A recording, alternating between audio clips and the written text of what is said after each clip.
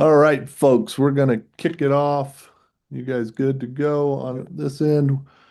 We are in beautiful, sunny, dry Boulder, Colorado. Welcome, everybody, to this third webinar in our educational series that we started in December.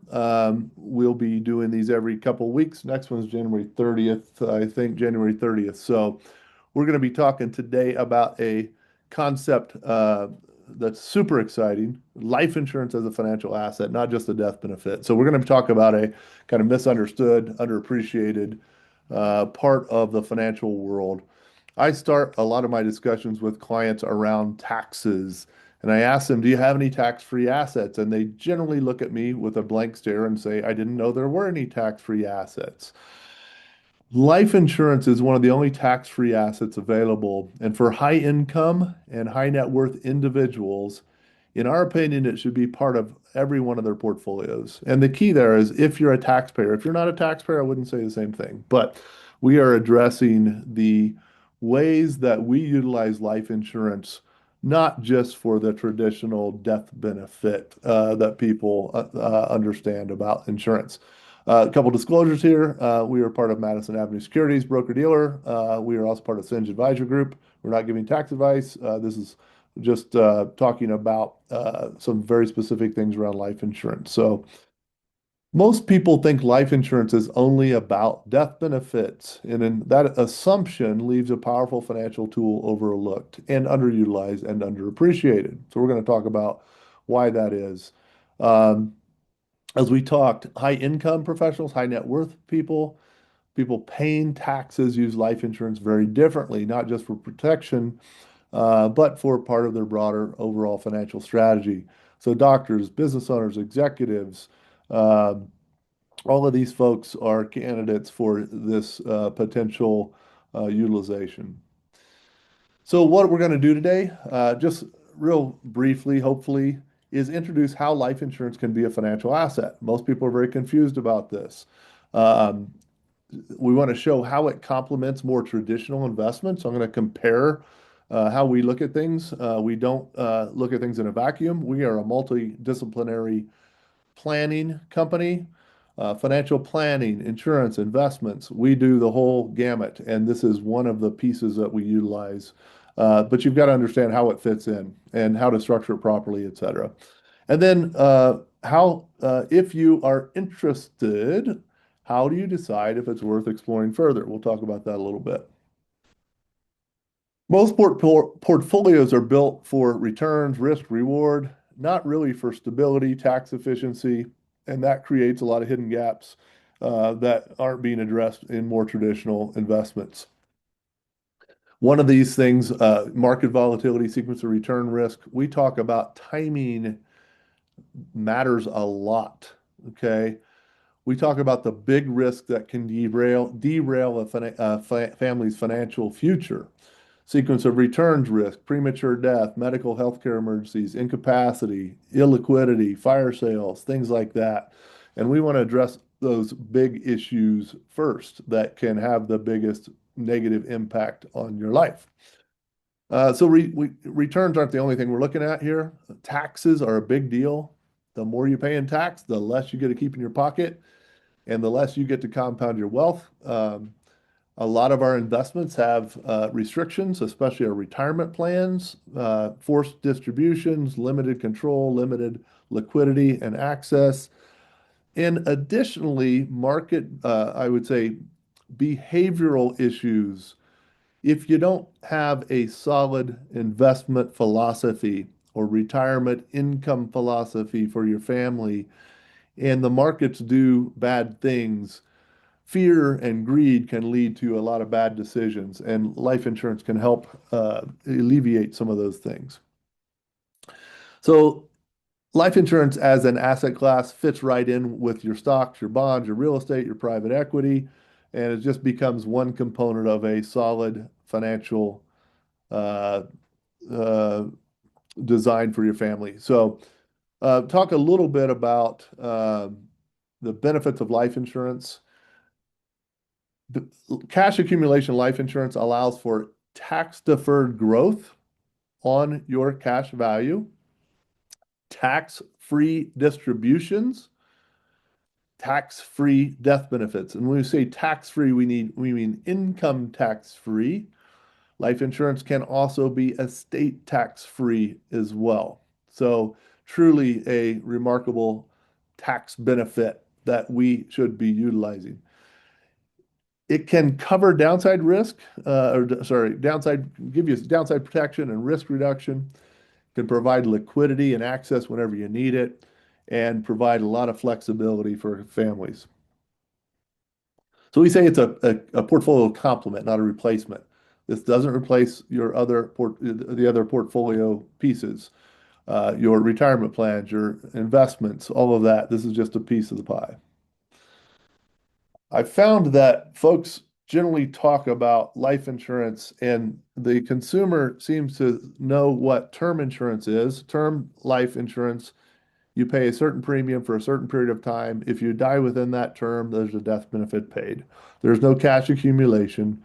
That's term insurance. There's a place for that. We're going to be talking more about what we call cash accumulation life insurance. And there are different types. There's whole life. A lot of folks call any permanent insurance whole life, but it's actually a very specific type of insurance policy. There's what we call universal life policies. Universal life policies came about in the 70s, 80s. We have this thing called indexed universal life, which came out really in the 90s, early 90s to mid 90s. And then we have this variable universal life that's been around since the 70s and 80s as well.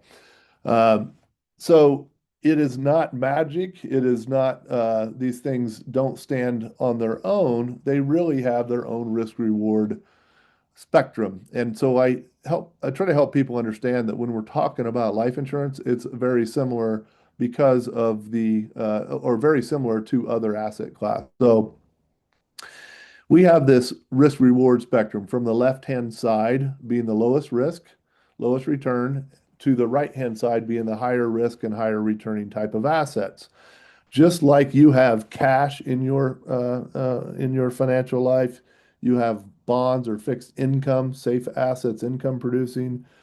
You might have bonds and derivatives, and you might have equities. And for the most part, what we see here, if you look at the very left-hand side, the lowest risk, lowest returning type of asset in the life insurance world would be akin to cash return. We call that a GUL policy, guaranteed UL. On the bond equivalent, it's fixed universal life or whole life. That's the returns of the whole life or fixed universal life are directly attributable to the bond account, the general account of the insurance company. I'm going to skip over index universal life for a second and go to variable universal life. Variable universal life, the insurance companies basically said you want more possibility for reward and you want to take more risk. We will allow you to invest your insurance premiums and cash value in stock and bond mutual funds and ETFs instead of just getting a fixed return like you would in a whole life or universal life. So literally you can invest 100% in stock investments inside of a variable life to get a higher reward, but with that comes higher volatility as well. Now I'm going to go back to index universal life. We really started utilizing index universal life in the mid 2000s. And index UL started in the early to mid 90s.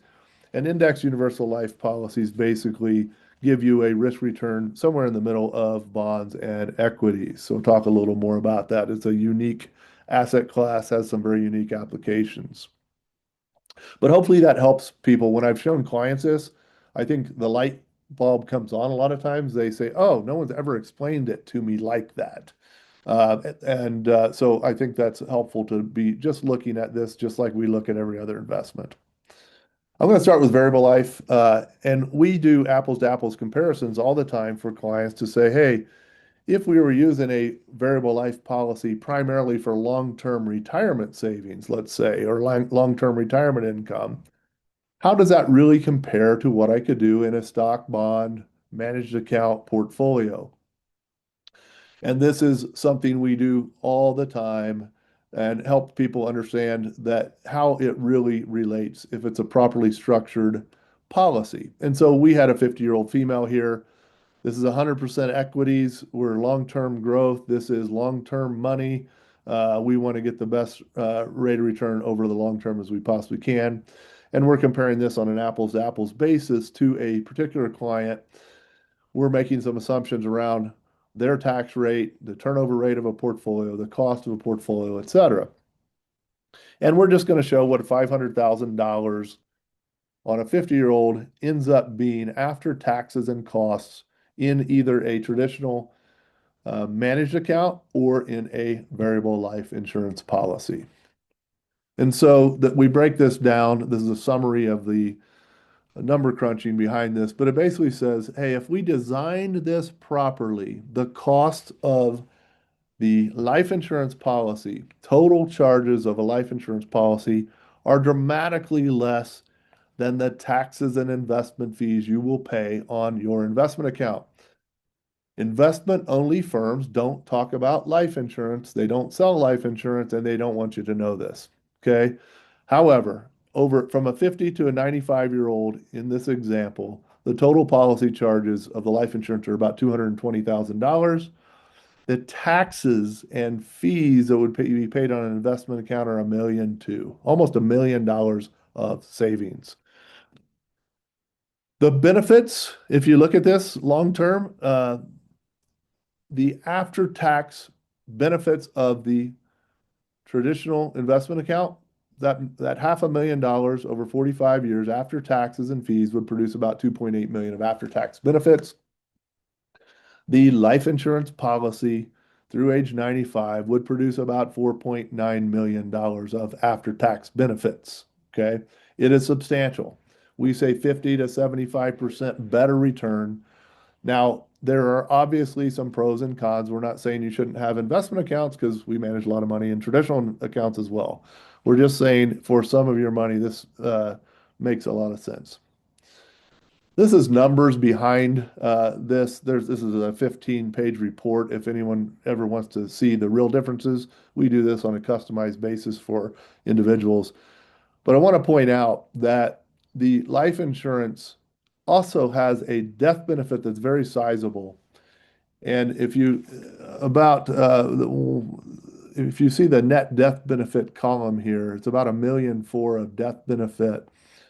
The green numbers are the tax-free distributions we're taking out of either side. So the left-hand side is life insurance, the right-hand side is the portfolio assets.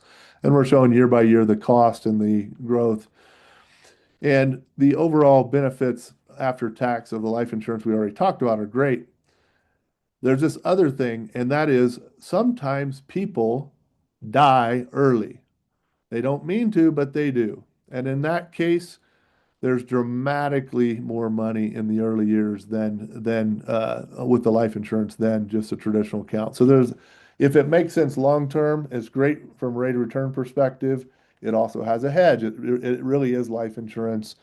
It also has, oftentimes a disability-like riders or long-term care riders as well. So we say this is a great retirement vehicle. Long term, it's better than our stock returns after fees. And if something happens in the early years, we are protected. Index universal life, a little more misunderstood, primarily because we're using different tools inside of this than just equity investments or equity and bond investments. In index universal life policies, your cash value is invested in the carrier's general account, which is 95% corporate bonds. And instead of paying you a fixed rate of interest, they've said, hey, if you would like to get the chance of better returns over time, instead of paying you a dividend like we would on a whole life policy or accredited interest on a universal life policy, we'll go buy, equity options on the S&P 500, the NASDAQ, the MSCI, lots and lots of different indexes. And what that basically means is if the markets go up, you get to participate in the equity upside. If the markets go down, the options expire worthless and you get a zero. So we've got this situation where we can invest money with equity upside, but no downside. And in general, we say over time, you won't achieve the highest return that you could get with like a VWEL. But in really bad times, when the markets are very choppy, it provides extreme outperformance. So this is really, really useful for retirement income generation. Oh, did we say it's tax free? Same deal. Cash accumulation, tax deferred, tax free distributions, life insurance, death benefit, chronic illness, etc. Okay. So in this one, we compared it to a traditional 60-40 type portfolio, 60% stocks, 40% fixed income. And so it's a very similar story. The costs of a properly designed IUL are substantially less than the taxes and fees you'd pay on a traditional account, and the benefits are much higher. So very similar, different risk reward profile, a little bit less risky than the VUL, but better returning than a whole life. And in general, economics, math doesn't lie.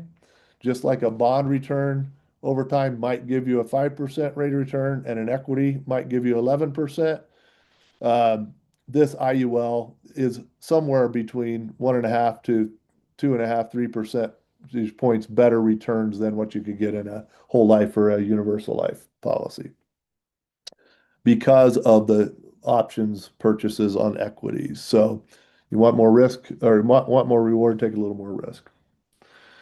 Again, some numbers behind that, just backing up where that came from.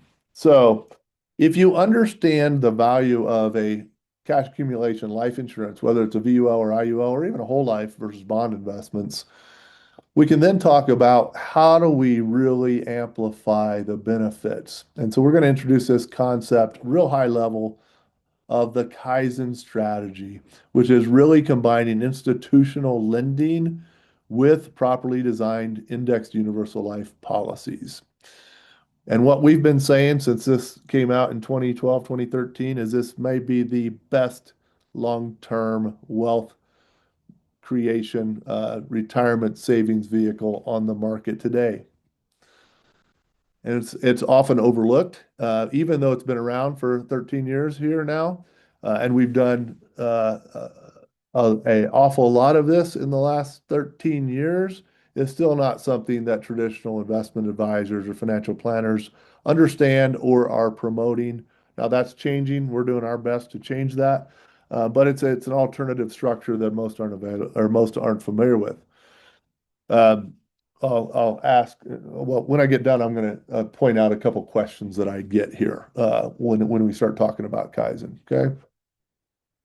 Kaizen takes that index universal life policy and adds institutional bank lending, which can give us substantially more benefits than what the IUL would give us or the VUL would give us.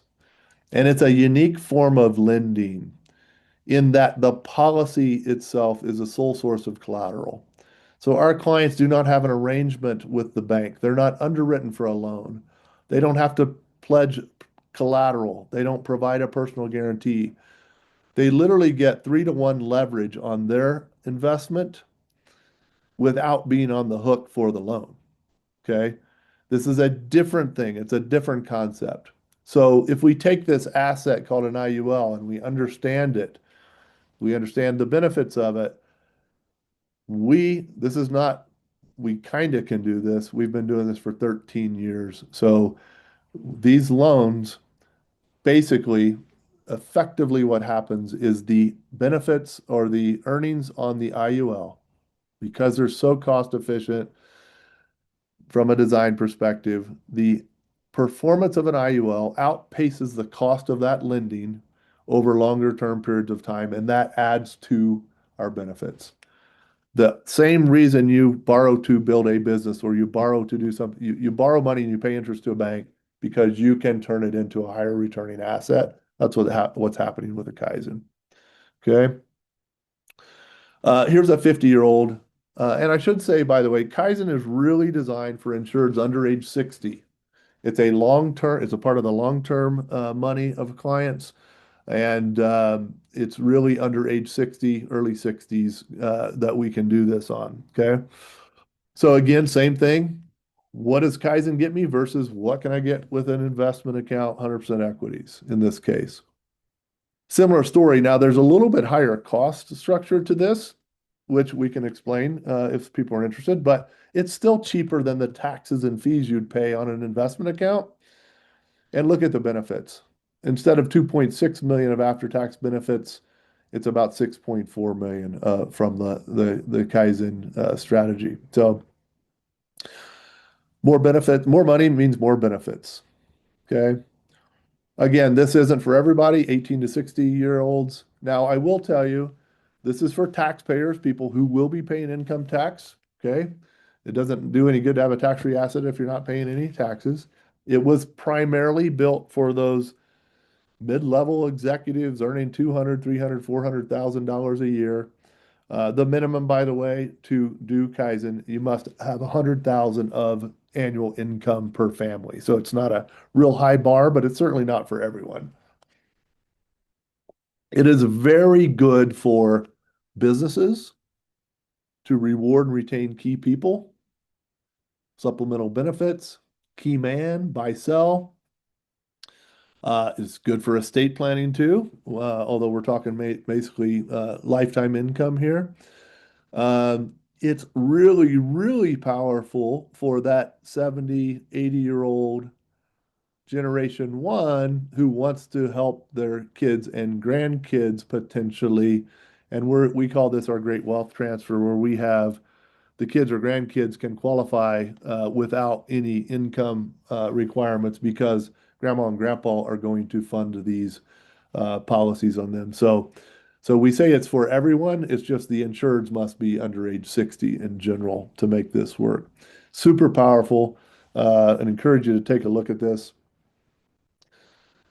Next step is information, not commitment. We tell people if you're interested in what we're talking about, talk to us, and we don't bite. We'll share with you, find out what your situation is, and try to help you educate you the best we can. I will say on Kaizen, if anyone wants to respond via email, we can send you an online learning link, which is pretty powerful. It has videos, graphs, frequently asked questions. That's available if you want. And I would just respond back to gunner@impactwealth.com, gunner@impactwealth.com here on your screen, or call us at 303-645-4800.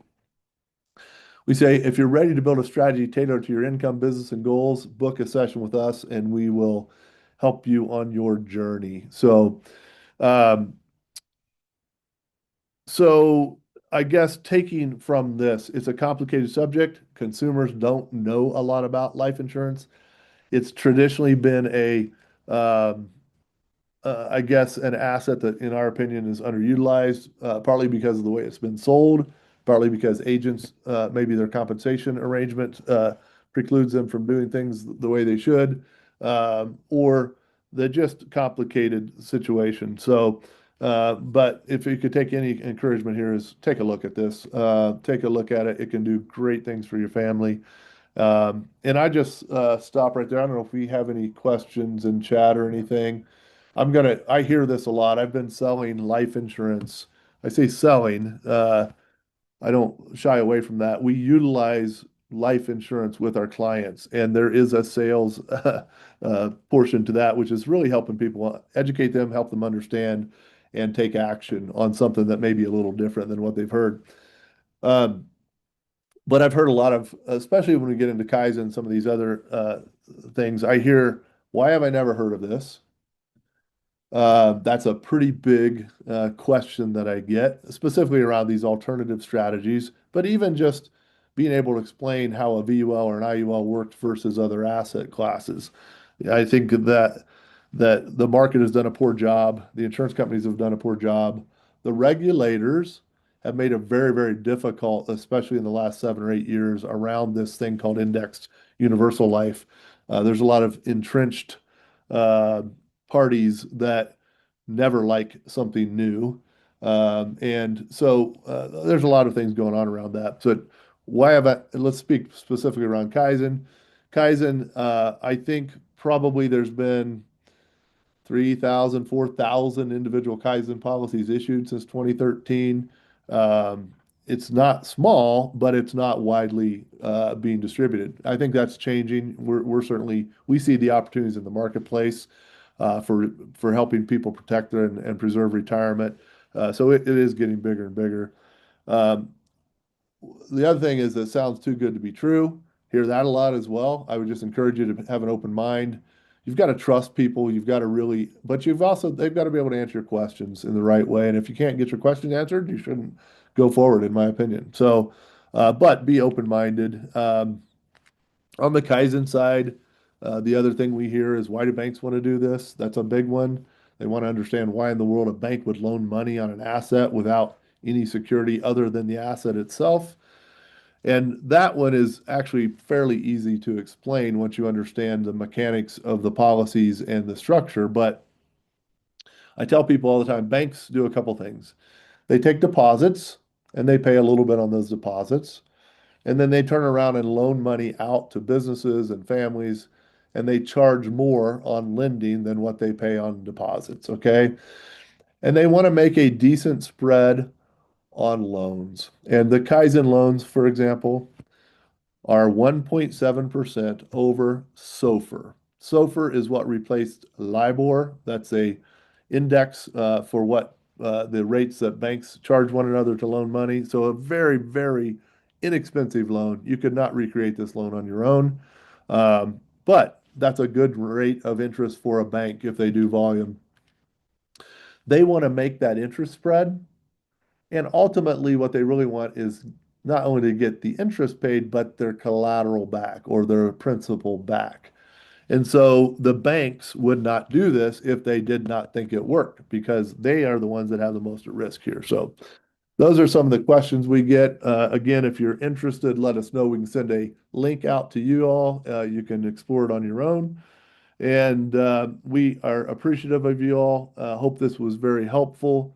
Let us know if we can help. Book a short intro appointment where we can spend 10 or 20 minutes getting to know you a little bit and figuring out if there's further things to talk about.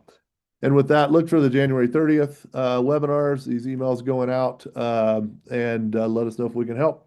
Anything else before I cut? Thank you all. Go Broncos. We can't wait for a victory. So we'll talk to you all soon. Have a great weekend.